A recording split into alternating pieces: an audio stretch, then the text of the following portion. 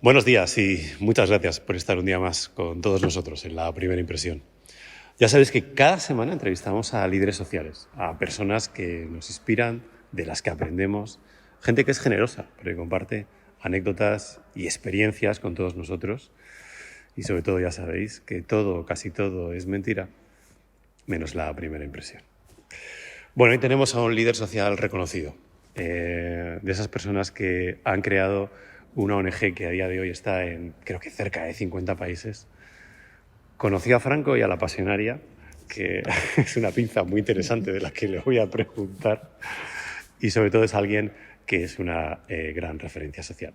Hoy tenemos en La Primera Impresión con todos nosotros al Padre Ángel. Padre, ¿cómo está? Muy bien. Muchas gracias por venir a La Primera Impresión. Ha hecho ilusión eso, que he conocido a Franco, la Pasionaria y a Madre Teresa de Calcuta. Es verdad, pero me llama mucho la atención. ¿Es verdad que Franco le dio 3.000 pesetas y usted las conserva? Me las dio, pero si produjeran debía tener mucho, porque las he enmarcado. ¿Las ha enmarcado? ¿Pero por qué no las utilizó? Porque me parecían muy poco, las devolví sí. y entonces volví otra vez con 2 motoristas a llevarlas y hoy no lo haría, eso lo hace cuando eres joven. Hoy, Eso es provocación. Si Pedro Sánchez me manda poco dinero o mucho, se acepta. Lo acepto por si acaso. Claro, por si acaso. Pero bueno, era un símbolo de decir, hombre... ¿Cómo era Franco? ¿Usted habló con él entonces? Franco, es decir, era esa persona que todos le teníamos tan lejos y además con esa historia tan tremenda de la guerra, de muertos, con lo cual no podía ser un hombre muy simpático. Pero a mí me causó una emoción porque yo fui con los niños a estar con él. Los niños le tiraban del fajín cuando estaban allí porque a los niños no era ni Franco ni el general, ¿no? Y cuando me preguntó en qué nos podía ayudar, dije, en dar dinero. Dice, si te lo doy, no lo gastas. Era un gallego de los de verdad, ¿no? Yo, como era hijo de gallega, le dije, si no me lo da, pues no me puedo gastar. Total, que yo estaba esperando pues una cantidad grande de dinero. Y cuando vi que llegaron con 3.000 pesetas, dije, no, mira, he gastado yo mucho más. Vení desde Asturias a no sé qué y se las devolví. Entonces me llamó el gobernador civil y me dijo, las vuelvo a recoger porque si no los puede fusilar figurativamente a usted y a mí. Yo les compensaré.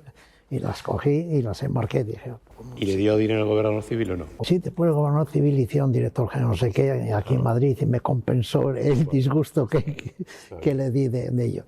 Pero hablando de los niños, me dijo, ¿y estos niños? Dije, pues son niños de papás a veces separados o que están en la cárcel. Y empezó a caer unos lagrimones a Franco y dijo, ¿usted sabe que yo era un niño de esos? Que mis padres estaban separados. Chico, aquello me conmovió, ver que era humano, lo que uno no veía en él, ¿no? No todo el mundo ha hecho llorar a Franco, ¿eh? Madre mía. ¿Y la Pasionaria cómo era?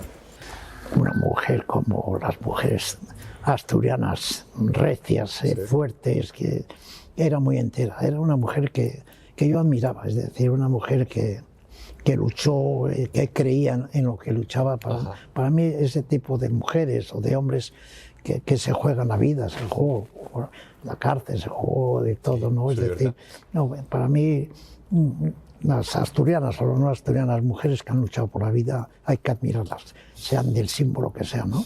Pero pues conocí a otra mujer tan importante o más que ella, o igual que ella, que era Madre Teresa de Calcuta, que tenía también un genio y era una mujer santa. Es verdad, dicen que tenía muy mala leche, padre, ¿eh? Sí, tenía, gracias a Dios, hay que tener a veces para... Que tenía la gente así de recta. Sí, pero era una santa en la vida, ¿no? Pasa es que para ser santa a veces tienes que casi mear agua bendita y hay algunos que no meamos agua bendita, ¿no? Claro, todos somos humanos. No, y porque cuando estás metido en el mundo social hay tantas cosas que te rechina, que si dices lo que piensas y a veces no puedes estar de acuerdo a ver cómo se pisotea a la gente, cómo se trata a la gente, y eso pues te sale del alma y a veces, sobre todo a los políticos, no les gusta a veces que les digan lo que les molesta, ¿no? Dice usted que la gente es buena, pues se lo he escuchado, incluso estuve leyendo su libro, el de Un mundo mejor es posible, y habla usted pero luego La verdad es que, padre, hay guerras, hay políticos de los que usted habla que a veces no son lo mejor. Te confieso que no he encontrado en mi vida, y ya tengo muchos años, casi 90. 86 tienes, ¿no? 86, la misma edad que el Papa. Y eso es un privilegio, tener la edad del Papa. Pero yo he encontrado gente enferma, pero gente mala no, es decir, no hay nadie que sea malo. Es decir, tú y yo que estamos ahora aquí, a mí no se me ocurre coger y pegarte o insultarte o tal, es decir, al menos que esté mal de la cabeza. Los que matan, los que insultan, los que hacen daño, es decir, son gente que hay que curar. Algunos incluso hay que encerrarles, pero no quitarles. ¿Cree usted entonces que la maldad es una enfermedad? La maldad es una enfermedad, como la bondad es una virtud. Ajá, muy bien. ¿No? Es decir, hay mucha gente que es bondadosa porque casi nacieron así. Otros, para que seamos un poco bondadosos, tenemos que tragar mucha saliva, ¿no? Pero la maldad es una enfermedad, sin duda alguna. Vamos, esto no lo puede negar nadie. ¿Y en 86 años no ha conocido gente mala? No he conocido a nadie malo. He conocido gente que ha hecho mal y que ha matado y que ha sufrido. Y he conocido las guerras de Ucrania, de Irán, de eso. ¿Y cómo explica esto con la bondad humana? Es imposible creer que un hombre mate a otro hombre. A mí no me entra en la cabeza, es decir, no me entra en la cabeza. Lo único que me entra es que está mal. Es imposible que uno se ponga loco y empiece a gritar. Pues no, porque las neuronas o algo nos fallan, ¿no? Es imposible que alguien entre por ahí y yo le empiece a insultar o a acordarme de su madre y decir, es que estás loco, es decir, ¿qué te ha hecho para que...? No, la gente somos buenas, es decir, y la prueba de que somos buenos es que la mayor parte de la gente que hace el bien y otros que quieren hacer bien, la pregunta que me suelen hacer casi siempre es ¿qué puedo hacer? Claro. Hay muchos que te preguntan ¿y en qué puedo ayudar? Claro. Pero esto lo hemos visto muy gráficamente en la pandemia, ¿no? Que no hacía falta ser ni cura, ni una monja, ni una ONG para hacer el bien. Que el vecino del cuarto bajaba preguntando al del primero y el segundo, ¿quieres que vaya a la farmacia, que te traiga algo? Y esta es nuestra sociedad, es una sociedad en la que nos queremos, una sociedad en la que nos duele cuando vemos que matan a tantos niños, como es en Gaza o en Israel, cuando vemos que hay un tsunami que mata a miles de gente, o que hay un atropello, o que descarrila un tren. Es decir, nos duele, parece, no son familia nuestra, pero estás comiendo y se te ponen aquí las... ¿no? ¿Puede que la maldad sea ignorancia o no? ¿Qué piensa? Que la bondad sea ignorancia. La maldad sea ignorancia. No, la maldad es una enfermedad, es como si tienes un cáncer, es decir, nadie quiere tener un cáncer, ¿no? Es decir, y es malo el que tenga el cáncer. Claro que es malo tener un cáncer y es malo tener maldad, ¿no? Que hay gente que hace mal. ¿Quién va a sustituir al Padre Ángel? Nadie, porque no hay que sustituir a nadie, es decir, bueno, cada uno tiene que ser como es. Es un icono, es un motor, sí. ha creado toda una organización, usted es el alma de todo esto, y hay una preocupación. Es lógico. No, porque cuando comenzamos ya hace 60 y muchos años, el otro compañero y yo, Ángel, es decir, no hacíamos una obra social, para que perdure en la vida, es decir, como hacen a veces algunos santos, pues que perduran 100, 200 años y va sucediendo un padre general a otro padre general a otro. No, hemos hecho una para vivir en la sociedad. Cuando nosotros nos vayamos habrá otras cosas, incluso en estos momentos en los que uno ya empieza a tener años, empieza a ver ya gente joven dentro de Mensajeros de la Paz que sigue funcionando.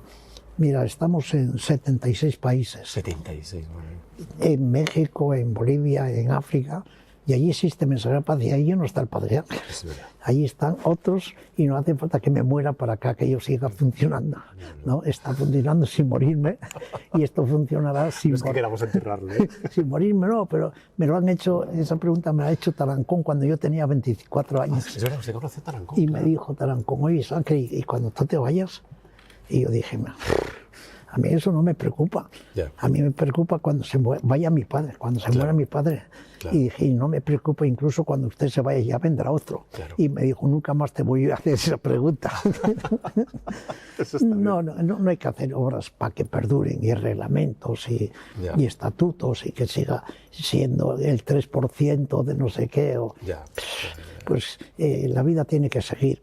Y dentro del Mensajero de la Paz, ya te digo, es decir, no solamente en España o en Madrid, sino en países donde existe ya hace más de 20 o 30 años Mensajeros de la Paz, como es en Bolivia, como es en México, sigue funcionando Mensajeros de la Paz y no hace falta que me entierren. ¿Cree que don Dimas estaría orgulloso de usted?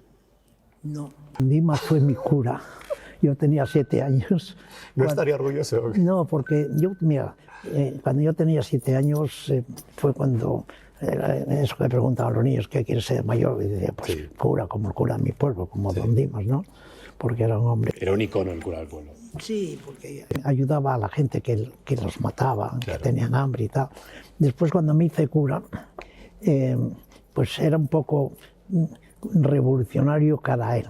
No me ponía al alzacuello, no hacía las misas como había que hacer y no le caía yo bien a don Dimas, a aquel crío que él había tenido, y por eso don Dimas me tenía y me aguantaba el pobre, pero era un díscolo para él, ¿no?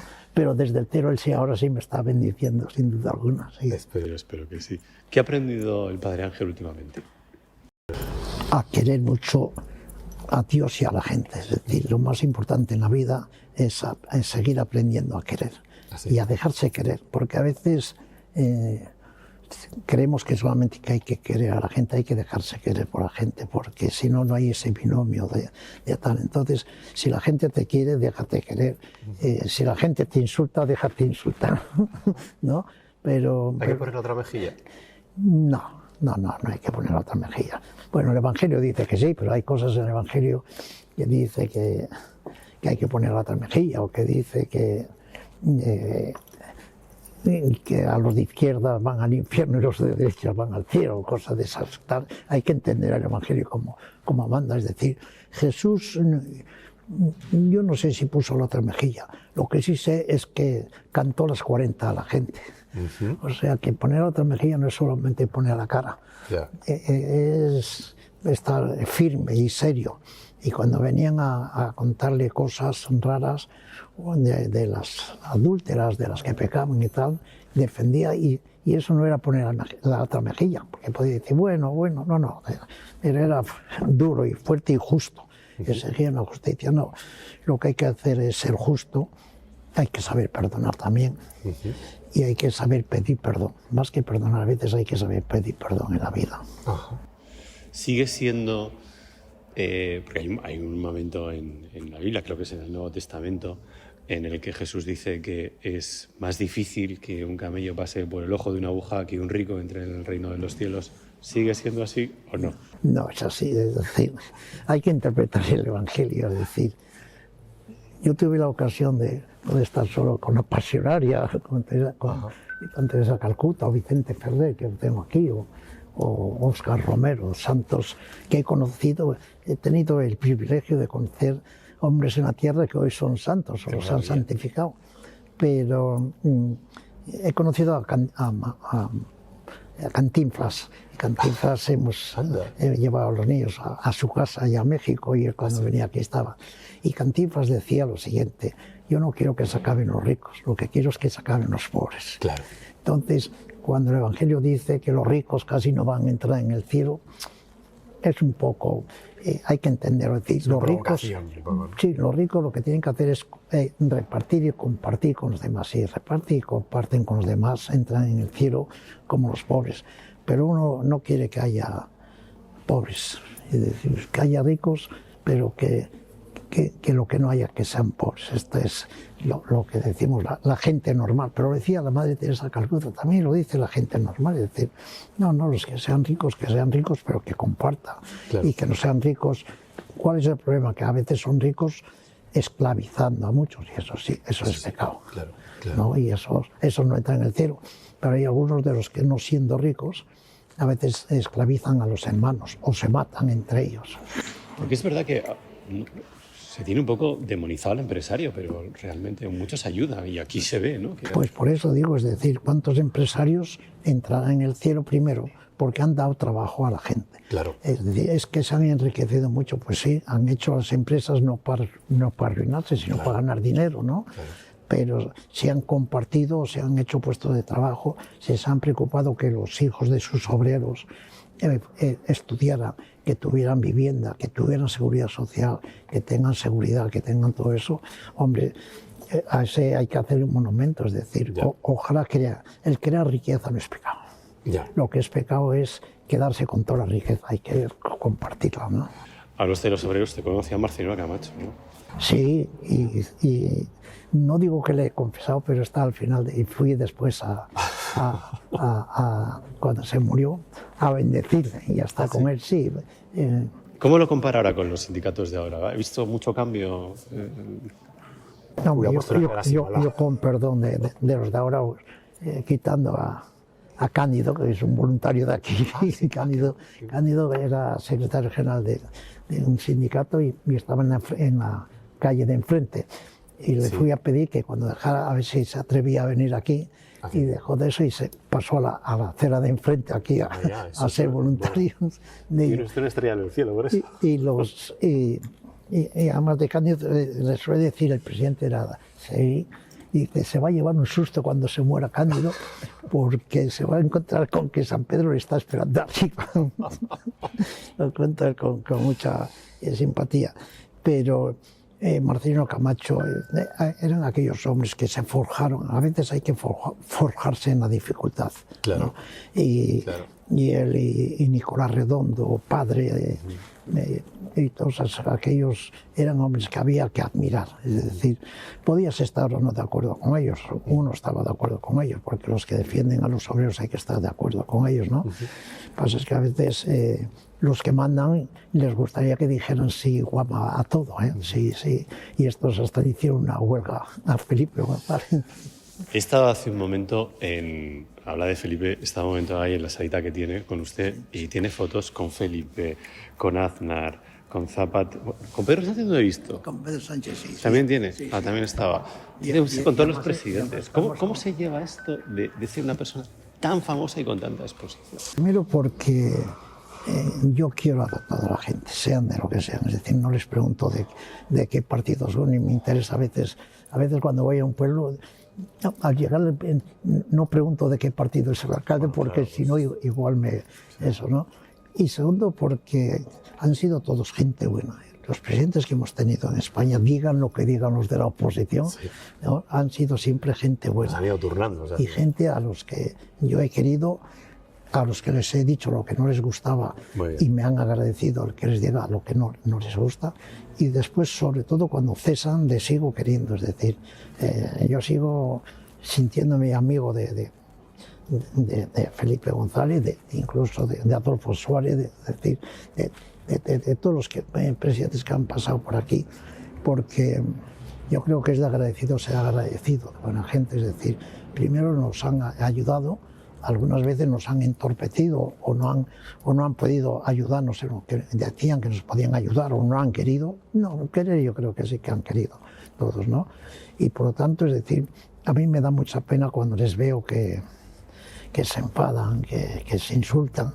Yo he pedido incluso el poder llegar a tomar un café con Pedro Sánchez y con Feijóo a solas. Y para mí eso es... mediador. No, es un sueño, para mí sería un sueño. ¿En serio? Un sueño, es decir, esto hay que organizarlo. Un sueño que pudieran tomar un café y hablar de la soledad, no hablar de la política ni hablar de eso. ¿Por qué? Porque son de carne y hueso como nosotros. Seguro.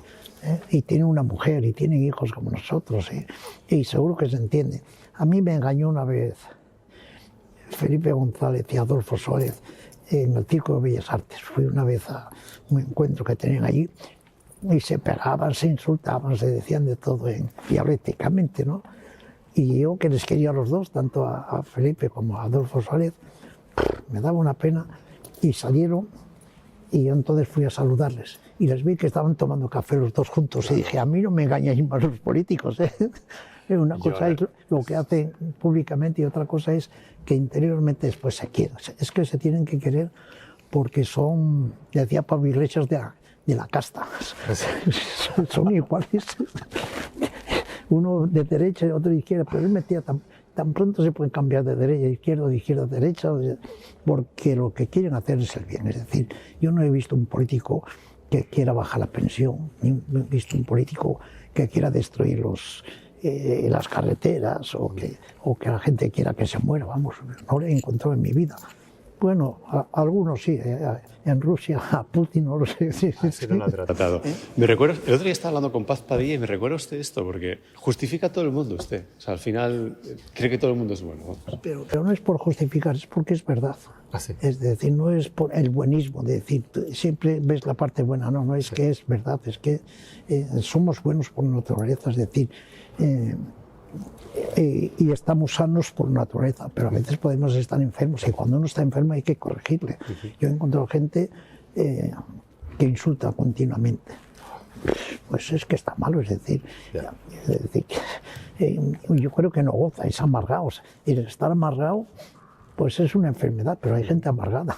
Es verdad. ¿No? Y hay gente que tiene razón para estar amargada también, porque a veces la vida no les ha venido bien, se les ha muerto la esposa, el hijo lo tienen en el hospital, no llegan a fin de mes, es decir, hay que entender también a esa gente, ¿no? Y no juzgarles, ¿no? ¿No se agota usted de vez en cuando, padre?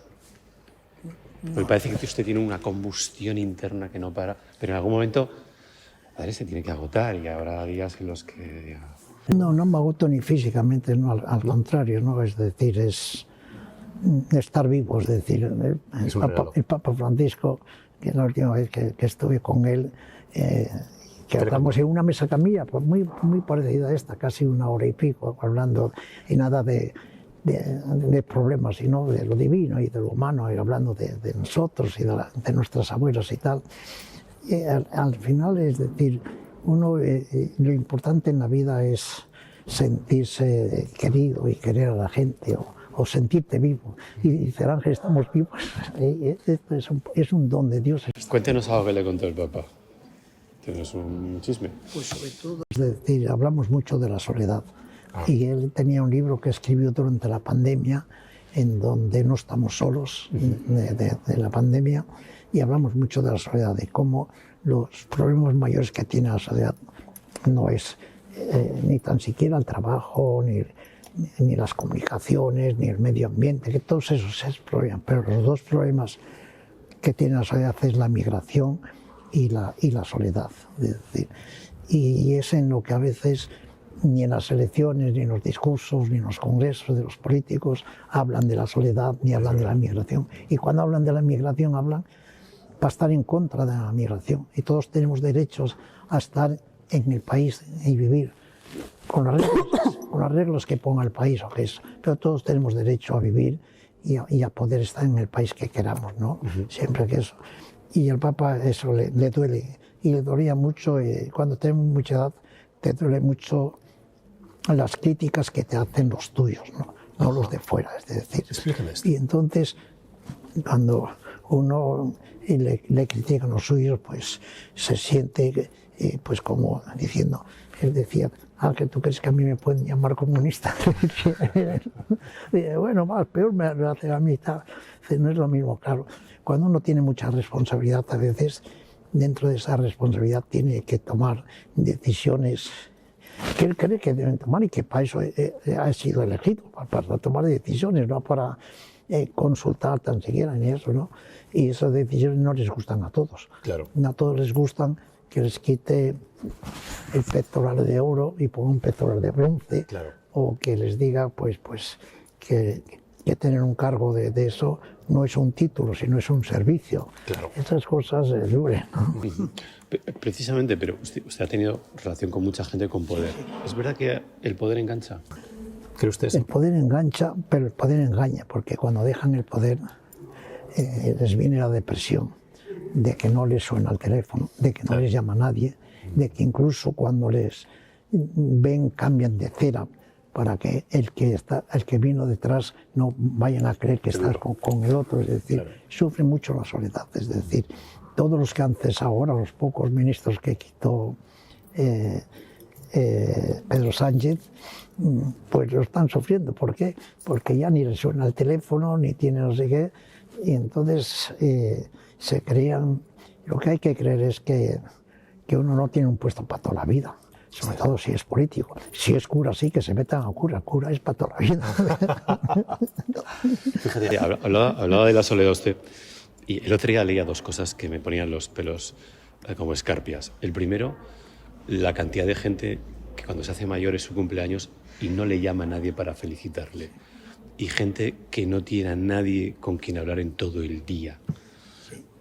Esto es tremendo. Eso es tremendo. Yo eso lo he vivido, lo vivo aquí en la iglesia de San Antón, lo vivo con las personas mayores, y por eso siempre que encuentro a alguien que tú me lo tienes que dar, le pregunto ¿cuándo cumples el año? Lo anoto y lo meto en el móvil para cuando llega el día 17 llamarle y decirle, fíjate lo triste que es a veces, me dicen, padre, es el único que me ha llamado el día de mi cumpleaños. Qué maravilla. Y eso es decir, a uno lo siente, pero uno dice, joder, yo he llegado a encontrar en las residencias nuestras que tenemos de personas mayores, que al salir en una ocasión pues le di un beso a una de las señoras que estaba allí en la frente, y se me quedó mirando con los ojos llenos de agua y me dice, hace tanto tiempo que nadie me besa. Madre mía. Y ahí estaban los hijos y estaba la directora de la residencia. Madre y entonces dije, ¿y ustedes no besan a doña Teresa? Se llamaba.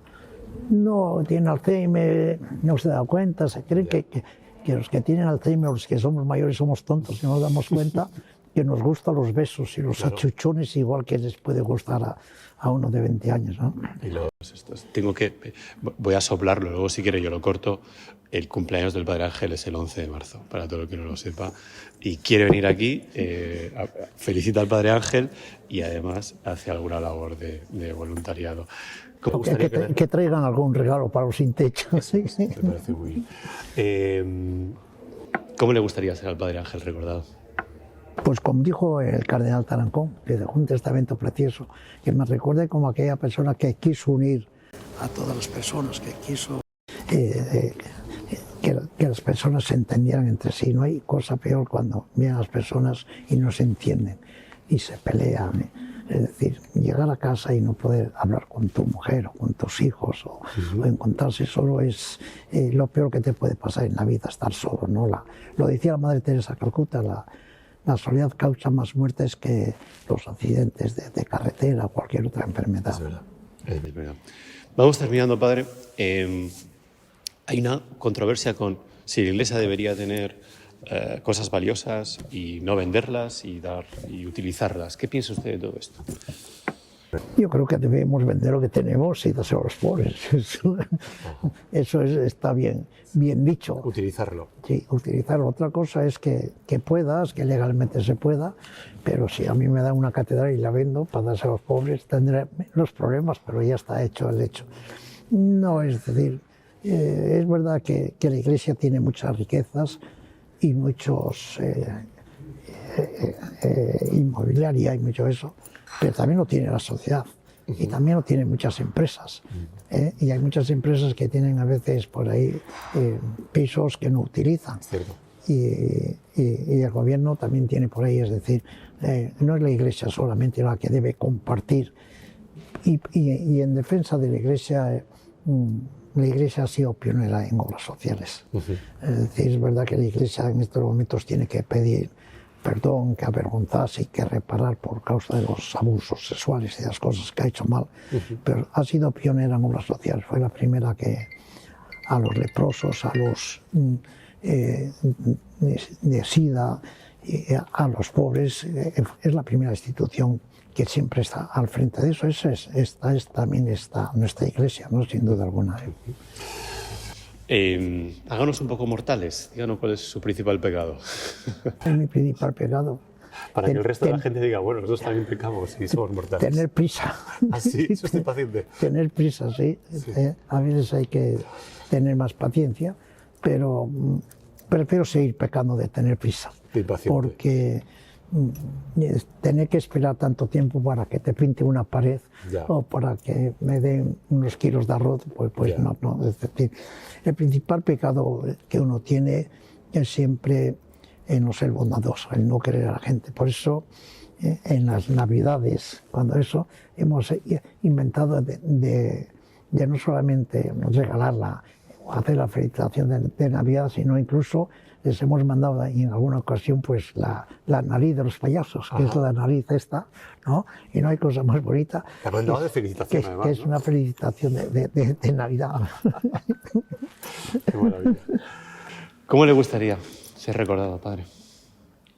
Como persona que ha intentado hablar con todos y unir a todos, es decir, quizás es lo más bonito, es decir, esto que te decía, compartir con Feijóo y con Sánchez, compartir con los rojos y con los no rojos, con los azules y los no azules, es decir, eso es una maravilla, eso es un sueño. Claro. Y pienso realizarlo, el sueño alguna vez. Cuando ahora ya sus 86 años, se dice pronto, ¿hay algún momento que usted recuerde con especial emoción en el que cuando reflexiona y mira para atrás dice: ese fue la epítome de mi vida, ese fue el momento en el que realmente cambié las cosas, o un momento en el que se sienta especialmente orgulloso? ¿Cuál fue? Sí, bueno, cuando uno tiene muchos años, han sido tantos, desde que cuando me ordené de sacerdote y la gente viene y te besa las manos, cuando te da un premio de príncipe de Asturias, de eso, pero quien me ha hecho un revulsivo de verdad ha sido a los 24 o 25 años, al año de institucional la ESO, encontrar un niño que se llamaba Tinín, que se sigue llamando Tinín, aunque ya tiene más de 70 años ahora, tenía 7 años, y al llegar a la casa nuestra yo le fui a buscar al autobús que venía de Galicia a Oviedo, y con él iba de la mano hacia la casa que teníamos, y le dije: ¿qué es lo que más te ha gustado del viaje? Y me dijo que me hubieras dado un beso al bajarme del autobús. Entonces le dije: hombre, a las personas mayores se les da la mano y a los niños se les da un beso. Y me dijo Tinín: es que nunca nadie me dio un beso. Y aquello me quedó tan grabado que aquello para mí ha sido el revulsivo. Pensar que hay gente que no la besa nadie, que no la quiere nadie. Ir por la calle, es decir, tú te vas a la Plaza Mayor y ves a las personas durmiendo en esos cartones y les puedes preguntar: ¿a usted cuánto tiempo hace que no le besa a nadie? Madre mía. ¿O le besó alguna vez a alguien? Pensar que hay gente que no ha recibido un beso ni de su madre ni de la institución donde estaba. Y ese Tinín me fue... Y mira que a mí en la guerra de Irak, pero sobre todo en Haití, en los terremotos, a mí se me murió un niño en los brazos, que me caía la cabeza por un lado y la otro, que no podías hacer nada con él, que había sacado. Y era tremendo. Pero quizás el revulsivo este que me dices es, pues, al principio de la obra de Mensajeros de la Paz. ¿Sí? Qué bueno, qué maravilla. 2 preguntas más para terminar, padre. ¿Qué le pide usted a Dios todos los días? Vivir, es lo más bonito, y seguir queriendo y dejándote querer, pero sobre todo a Dios hay que darle gracias por la vida, que es lo más hermoso que tenemos, y darle gracias de que te dé ganas de seguir queriendo a la gente. Es decir, aquel día que dejes de querer a la gente, no sé si merece la pena vivir. Por eso a veces muchos de los que se suicidan hay que entenderles, no hay que juzgarles, porque hay muchos que si no les quiere nadie, si no tienen a quien querer, es decir, hay que intentar que tengan algo que querer, alguien a quien querer. No, yo a la vida le pido seguir vivo, es decir, dar gracias a Dios, y sobre todo poder seguir queriendo a la gente, o dejándote querer. A veces, si ya eres casi medio muerto, pues dejarte querer, ¿no? Por último, este podcast o videopodcast lo escuchan muchísimos directivos y directivas, padre. ¿Cómo pueden colaborar con usted? Cuéntenos. Yo creo que pueden colaborar con cualquier ONG, desde Cáritas, ONGs civiles que no sean de la Iglesia, que no sean, y con mensajerodelapaz.com al que pueden llamar. Pero sobre todo te encuentras con tanta gente que quiere colaborar y que la pregunta que te dice: ¿en qué puedo colaborar? ¿En qué puedo ayudar? Pues pueden ayudar viniendo aquí a la iglesia de San Antón, trayendo 1 kilo de arroz, o trayendo 1 euro para convertirlo en 1 kilo de arroz, o viniendo a sonreír o a dar los buenos días. Es decir, ojalá fuéramos capaces de conseguir que nos diésemos los buenos días o las buenas noches cuando nos encontramos por la calle. Es absurdo que vivamos a veces en un bloque de pisos y no conozcamos a los que están con nosotros. ¿Cómo pueden colaborar? Queriendo a la gente. Queriendo a la gente. Con Mensajeros de la Paz, pues entrando en la página web de mensajerodelapaz.com y haciendo eso, pero también entrando en la página web de cualquier asociación, es decir, tenemos que ser solidarios las ONGs unas con otras y tenemos que no querer todo para nosotros. Es decir, nosotros cuando vienen a veces cosas intentamos, si podemos, compartir con los demás, como también los demás comparten con nosotros. No hay cosa más bonita que compartir ahí. Cuando se acercan las fechas de Nochebuena o Navidad, y lo más importante no son los regalos, lo dice toda la gente, lo más importante es que hay champán, que hay turrón, pero sobre todo que hay conversación, que vienen los nietos, que viene la suegra, que viene el yerno, es decir, que hay conversación, aunque como dice el Papa, a veces vuelen los platos por el cielo, ¿no? ¿Se ha quedado usted con ganas de ser padre o de tener nietos? Sí, es lo más bonito de ser padre, pero yo tuve la suerte de que al final de mi vida haya aparecido uno de los niños que para mí todos los días, más de 20.000 veces me dice, papá te quiero, papá esto, papá no sé cuánto, y que me dice te quiero y que yo le pueda decir que te quiero y levantarte por la noche y poder ir a darle un beso en la cama o antes de ir. Pero después hay tantos niños y tanta gente en la que nosotros, a los curas al principio, cuando salíamos, decían don Ángel, don Francisco, tal, y nosotros desde el principio quisimos decir Padre Ángel o Padre Pepe, ¿no? Pero era por quitar ese nombre de don y por creernos un poco de paternidad. Pero claro que sí, que la paternidad tiene que ser una cosa preciosa, como ser médico también tenía que ser una cosa preciosa, pero ser cura sigue siendo lo mejor, sin duda alguna. Padre Ángel, muchas gracias por venir a la primera impresión. ¿Ha estado usted a gusto? ¿Ha estado bien? Estoy a gusto, te he podido enseñar mi nariz de felicidad y sobre todo decir que lo importante en la vida es que la gente se quiera, es decir, que si uno quiere ser feliz, nosotros tenemos esa frase, ese eslogan, decir que es feliz aquel que quiere y se deja querer, ¿no? Y que los empresarios quieran a los suyos, ¿no? Y que se dejen querer también, que hay empresarios que están demasiado altos, demasiado serios, se creen que son semidioses, no, somos todos de carne y hueso, que se dejen querer por los obreros también. Es verdad, la vida al final acaba poniéndonos a cada uno en nuestro lugar. Pues hasta aquí hemos llegado en el programa de hoy. Muchísimas gracias desde el altar de la iglesia del Padre Ángel, aquí en San Antón. Como siempre me despido. No olvidéis no hacer mucho caso a vuestro ego, intentar ayudar un poquito a los demás, preocuparos por dormir bien y sobre todo ya sabéis que la vida es muy cortita y que todo es mentira, menos la primera impresión. Muchas gracias.